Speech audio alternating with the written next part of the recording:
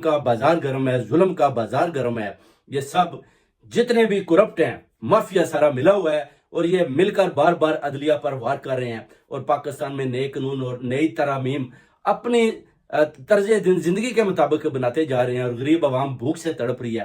اب دیکھنا ہے کہ نواز شریف اگر آتا ہے تو وہ قوم کی معیشت کیسے ٹھیک کرتا ہے، وہ کیسے جو ہے اپنا جو اسرائیل والے جو فلسطین میں ظلم کر رہے ہیں ان کے خلاف یہ کون سی آواز بلند کرتا ہے. ابھی تک کسی قسم کا کوئی پیغام نہ آیا ہے، نہ آ سکا، اور انشاءاللہ استقبال بھی آپ کریں گے تو یاد رکھیں آپ یزیدیت کا استقبال کر رہے ہیں.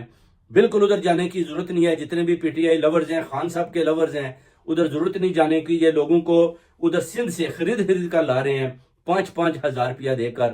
ادھر غریب عوام ہے، تھر کے علاقے میں، گھوٹکی کے علاقے میں، ان کے پاس کھانے کو پیسے نہیں ہے، پینے کو پانی نہیں ہے.